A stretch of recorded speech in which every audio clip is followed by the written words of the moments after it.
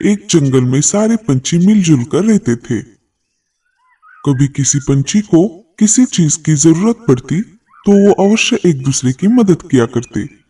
सभी पंछी अपना पेट पालने के लिए कोई ना कोई काम करते। जंगल के बीचों बीच पंछियों का पंछी मार्ट बनाया गया था, जिसमें सब मिलजुल कर कोई ना कोई व्यापार करते। मीनू चिड़िया अनाज बेचती, रानू चिड़िया लकड़ी बेचती, टूनी कबूतर पंछियों का खाना बेचता और इधर कालू कौवा अलग अलग प्रकार की मछलियां बेचता। उसी जंगल में लाडो चिड़िया एक बरगद के पेड़ पर अपने पति के साथ घोंसला बनाकर रहती। उसके पति चील राजा के महल में नौकर थे। उनके सैलरी से आए हुए पैसे घर खर्च में चले जाते। लाडो का परिवार गरीब था, इसीलिए वो खुद का कोई व्यापार नहीं कर सकती थी। इस वजह से वो कालू कौवे को काम में मदद किया करती थी। दिन के आखिर में कालू उसे अपने काम का मुआवजा देता। इस तरह से लाडो की जिंदगी अच्छी तरह से चल रही थी। एक दिन सुबह, हाय रे, ये क्या हो गया? मेरे अंडे कहाँ गायब हो गए? कितने दिनों बाद मैं माँ बनने जा रही थी, पर किसी को ये देखा ना गया। कौन है जिसने मेरे अंडे चुराए हैं? मैं उसे नहीं छोड़ूंगी। अब तक तो जंगल में सब कुशल मंगल चल रहा था, पर न जाने सारे पंछियों को किसी की नजर लग गई और दिन की शुरुआत में ही सब जगह पर रोने और चिल्लाने की आवाजें आने लगी। हे ऊपर वाले, मेरे भी अंडे किसी ने चोरी कर लिए। अब मैं क्या करूं? अजी, ये अचानक क्या हो रहा है?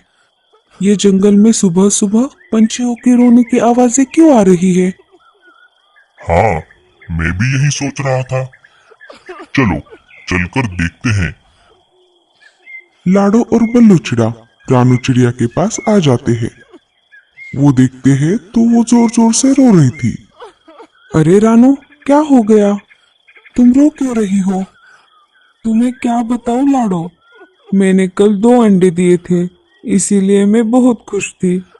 मैं उसका बहुत अच्छे से ख्याल भी रखती थी, पर जैसे ही मैंने सुबह उठकर देखा तब मेरे अंडे गायब हो गए थे।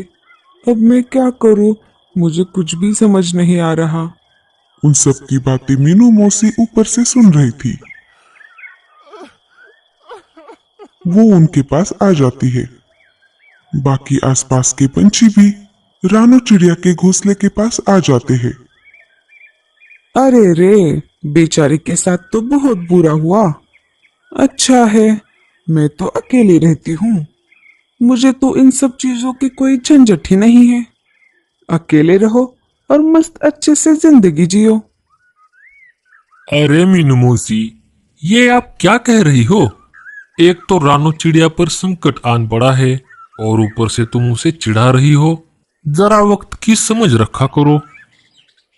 हाँ हाँ, चुप हो जाती हूँ। मेरा क्या, मुझे मेरे काम है।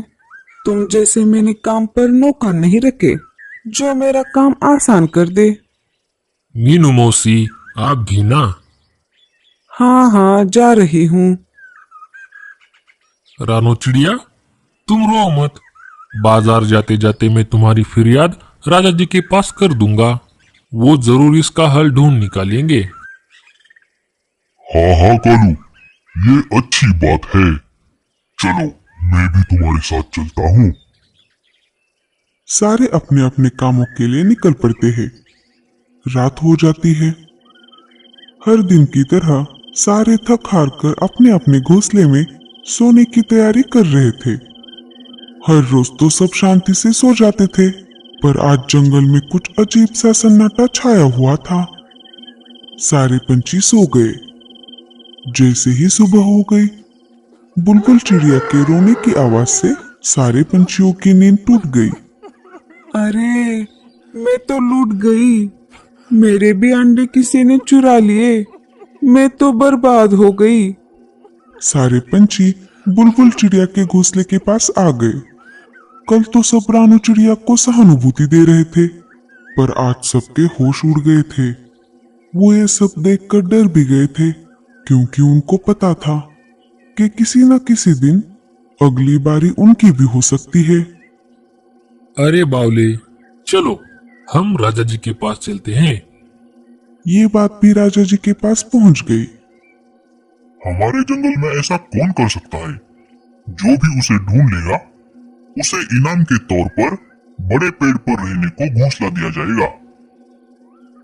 राजा जी ने तो ऐलान कर दिया, पर इधर लाडो चिड़िया तो बहुत परेशान हो गई थी, क्योंकि कुछ ही दिनों में वो भी अंडे देने वाली थी। अरे लाडो, तुम चिंता मत करो, मैं हूं ना तुम्हारे साथ। अंडे देने में और 2-3 दिन है, तब तक हम सब मिलकर उस अंडा चोर को ढूंढ लेंगे।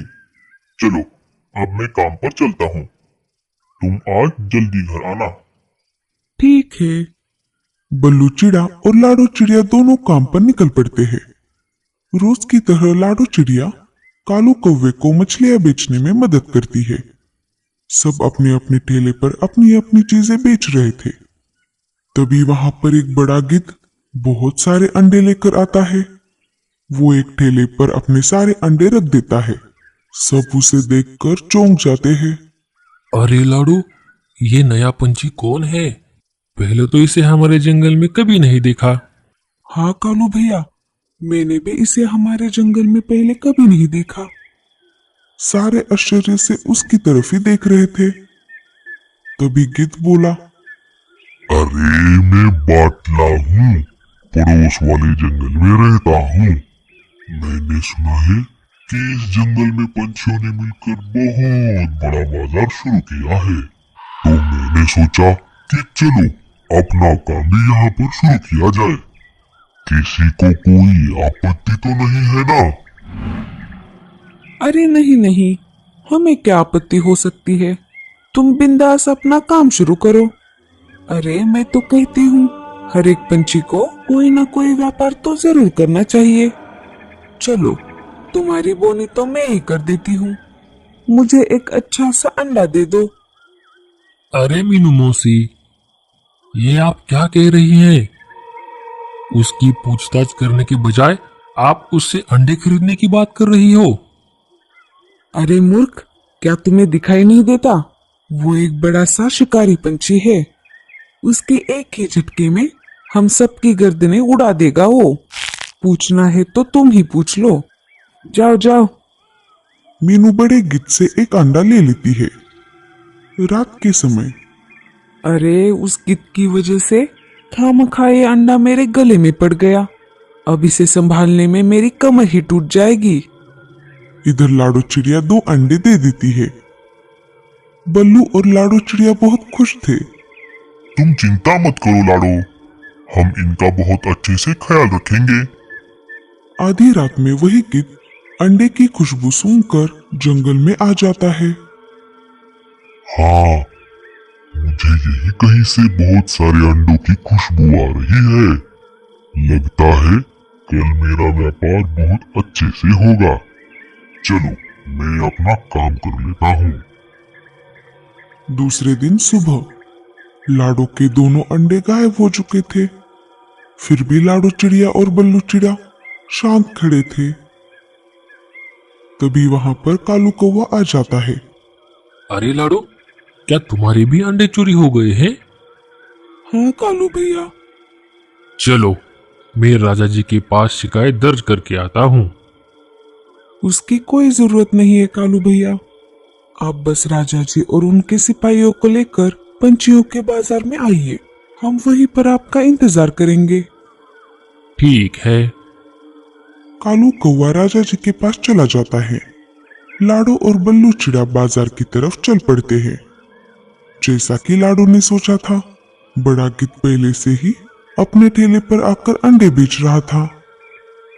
अंडे ले लो अंडे, अंडे गर्मा गरम, अंडे गर्मा गरम, ताजे ताजे अंडे ले लो, अंडे गर्मा गरम, अंडे गर्मा गरम। ले लो भाइयों ले लो, बहनों ले लो, बच्चों ले लो, अंडे गर्मा गरम, अंडे गर्मा गरम। कालू कौवा राजा जी को लेकर बाजार में आ जाता है। क्या हुआ लाडो, तुमने इतनी जल्दी में हमें यहाँ पर क्यों बुलाया? राजा जी, काम ही कुछ ऐसा है। अच्छा हुआ आप सिपाहियों को साथ लेकर ही आए हैं। जिस अंडा चोर को हम सब ढूंढ रहे हैं, वो यही गिद्ध है। क्या क्या यह सच है? अरे ये तुम क्या कह रही हो? और तुम्हारे पास इसका क्या सबूत है कि मैं ही अंडा चोर हूँ? राजा जी, ये रहा सबूत। मैंने हमारे अंडों को कलर लगवाया था ताकि हम हमारे अंडों को पहचान सके, और ये रहे हमारे कलर किए हुए अंडे। अरे ये मैंने कैसे नहीं देखा। अब मैं क्या करूं? चलो यहाँ से फूट लेने में ही अब मेरी भलाई है। बड़ा गिद्ध भागने की कोशिश करता है, परंतु राजा के सिपाही उसे पकड़ लेते हैं। लाडो, तुम्हारा बहुत बहुत शुक्रिया। तुम्हारे चालाकी की वजह से हम इस चोर को पकड़ पाए, और तुमने इसमें अपने अंडों की जोखिम भी उठाई। जैसे कि मैंने कहा था, बख्शिश के तौर पर मैं तुम्हें बड़े पेड़ पर घोंसला बनाकर देने की घोषणा करता हूँ। और रहा सवाल इस गिद्ध का, मैं इसे सजा के तौर पर इस जंगल से बेदखल करता हूँ। कालू सारे अंडों को अपने अपने माता पिता को बांट देता है। अरे, ये किसका अंडा है? जिसका है वो उसे आकर ले जाए। 2-3 दिन मीनू मौसी ने बहुत राह देखी, परंतु उस अंडे को लेने के लिए कोई नहीं आया। एक दिन उस अंडे में से कौवे का बच्चा बाहर आ गया। Mummy, mummy. अरे, ये क्या हो गया? अंडे से बच्चा निकला भी तो कौवे का। अब इसे सारी जिंदगी मुझे ऐसे ही संभालना होगा। तो दोस्तों, हमारी कहानी यही खत्म होती है। अगर ये कहानी आपको अच्छी लगे तो इस कहानी को लाइक